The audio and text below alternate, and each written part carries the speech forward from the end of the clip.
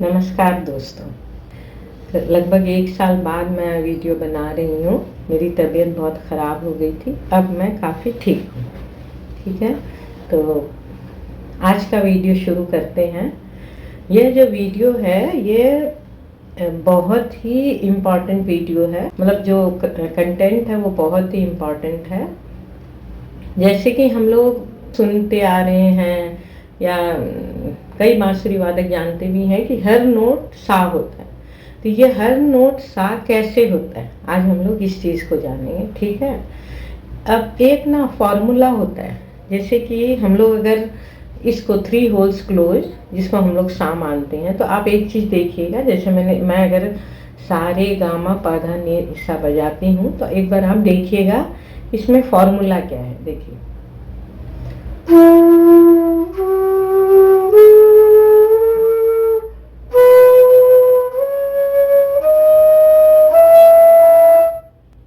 आपने अगर ध्यान दिया होगा या देते होंगे तो आपको पता चला होगा कि सा से रे के बीच में एक स्वर रहता है, वो हाफ नोट।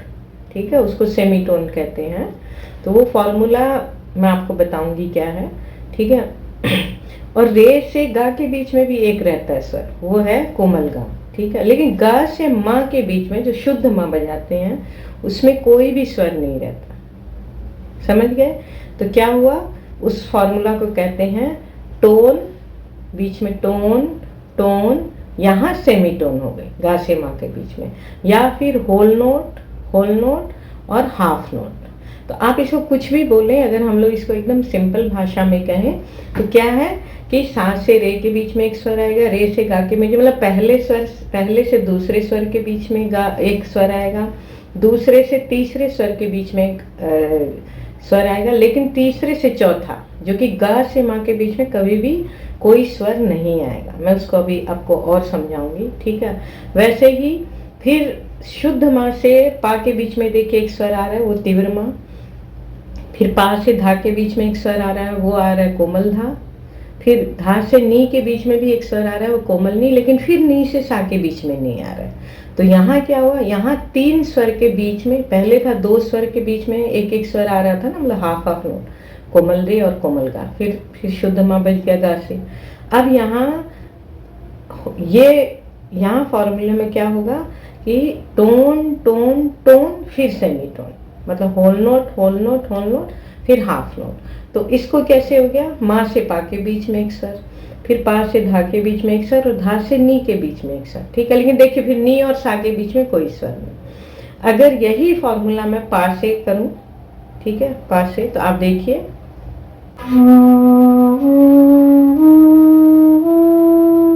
तो ये अपने आप ही आ गया सा।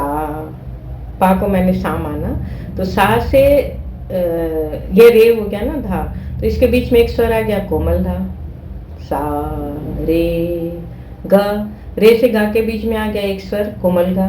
तो टोन टोन अब होगा सेमीटोन की, उस स्वर के जो स्वर बजना चाहिए गा के बाद माँ, उसमें कोई स्वर नहीं होना चाहिए। तो इसमें अपने आप ही आ रहा है, नी से सा कोई स्वर नहीं है। तो क्या हुआ,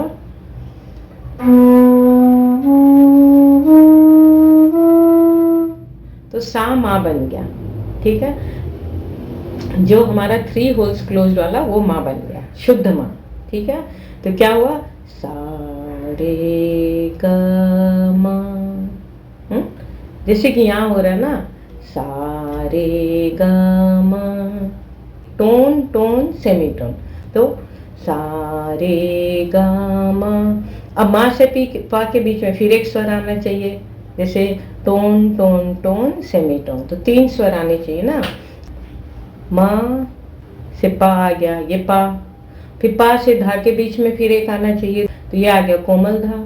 फिर धा से नी के बीच में आना चाहिए, तो ये धा है हमारा। धा से नी के बीच में नी होगा हमारा तीव्र माँ, फिर क्योंकि धा से नी के बीच में, क्योंकि टोन टोन टोन होना चाहिए, तो ये टोन टोन टोन। अब ये जो टोन आएगा ये हो गया हमारा शुद्ध माँ, जो कि उसका था। तो ये यहाँ हो गया कोमल नी। ठीक है, ये जो शुद्ध माँ तो कोमल नी बन गया। तो अब नी हमारा क्या होगा, तो तीव्र माँ होगा, तीव्र माँ, और ये सा है ही। समझ गए, ये फॉर्मूला है।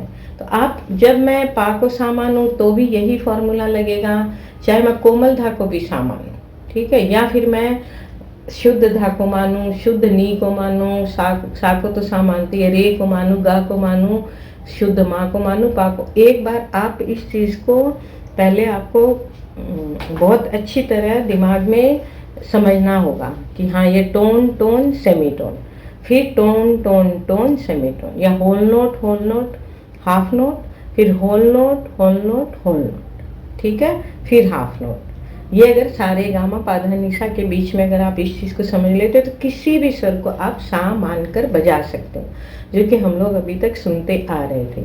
इसको अगर हारमोनियम में समझाया जाए आपको तो इजी होता है हारमोनियम में, क्योंकि हारमोनियम में वो रीड दिखती है जैसे होती है ना काली सफेद, उससे आपको बहुत इजीली समझ में आएगा। वो tone tone tone tone tone semitone, फिर टोन टोन टोन सेमीटोन, ठीक है। अगर इसको बांसुरी में समझेंगे तो ज़्यादा ठीक रहेगा, क्योंकि हारमोनियम सबके पास नहीं होता, ठीक है। अब समझ लीजिए कि एक मैं अगर धा को सा मानती हूँ, ठीक है, ये सा है, सा से रे हो गया, रे से गा होगा, फिर कोमल, ये कोमल स्वर जो हमारा रे है, कोमल रे। तो सा टोन, तो पहले सबसे पहले सा से रे, ये टोन हो गया एक, सा रे, फिर रे से गा, एक टोन हो गया ये। अब होना चाहिए सेमी टोन, क्योंकि ये सा रे गा से माँ, ये होगा फिर मेरा शुद्ध रे। आप समझ गए? आप सुन के देखें।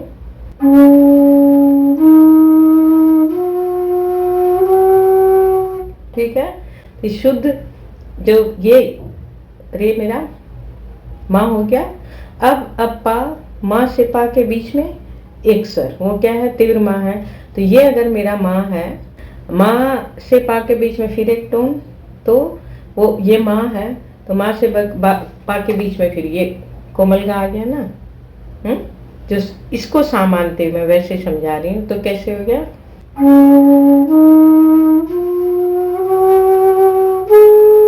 ये पा हो गया, फिर गा मेरा पा, क्योंकि एक सारे गा मा, फिर पा, इसके बीच में एक स्वर आ गया पा, फिर पा से धा के बीच में एक स्वर आएगा, तो ये पा है मेरा, तो धा क्या होगा? तीव्र धा।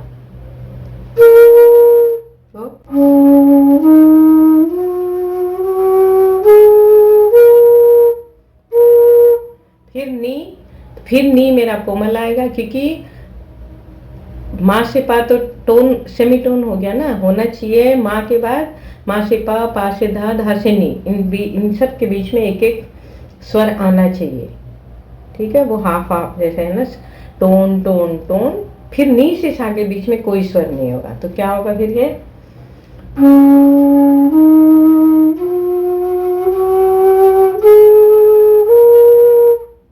धा,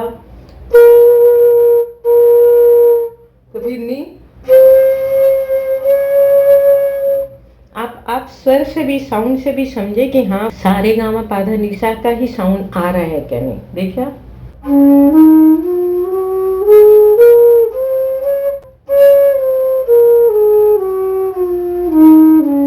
ठीक है। तो आप लोग कोशिश कीजिएगा, और आपको कोई दिक्कत आए तो मुझे कमेंट बॉक्स में बताइएगा करके। इसी से कनेक्टेड मैं और भी फिर वो एक मूर्छना कहते हैं ना, वो भी मैं बताऊंगी, ठीक है। तो पहले आप इस वीडियो को देखें, क्या समझ में आता है आपको क्या नहीं।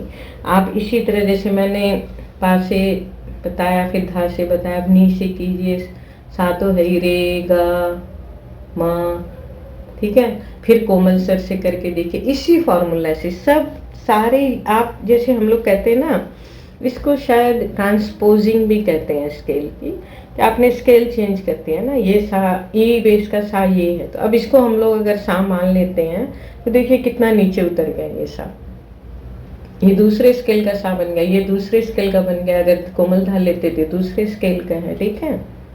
तो इस तरह से हम लोग एक ही फ्लूट में अलग अलग फ्लूट बजा सकते हैं। बस इसमें प्रैक्टिस बहुत करनी होती है, क्योंकि हमारी प्रैक्टिस ऐसे हो गई ना, सा रे ग म प ध नि सा, अगर इसको धा मानते ना तो बार बार फिर वो जब यहाँ आ गया ना ये स्वर, समझिए सा रे ग, तो ऐसे ध्यान आता है ये कोमल रे है।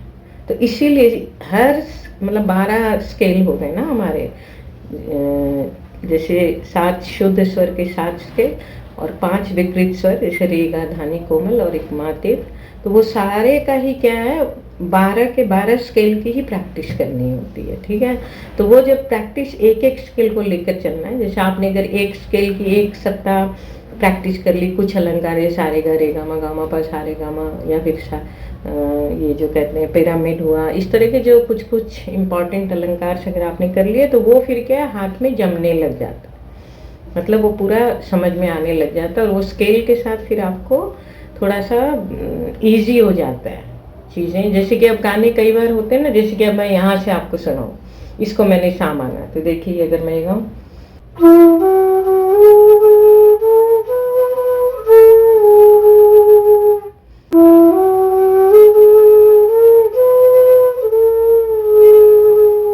ठीक है, मैंने इसको सा माना। अब समझिए मैं पा को सा मानती हूँ, तो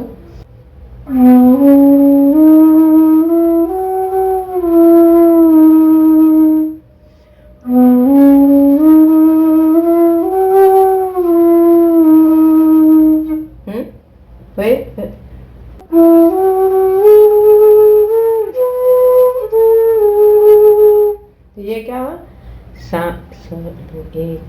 एक प्यार का नगमा है, सारे गमा पमा गा रे, वैसे ये हो गया सारे गमा पा,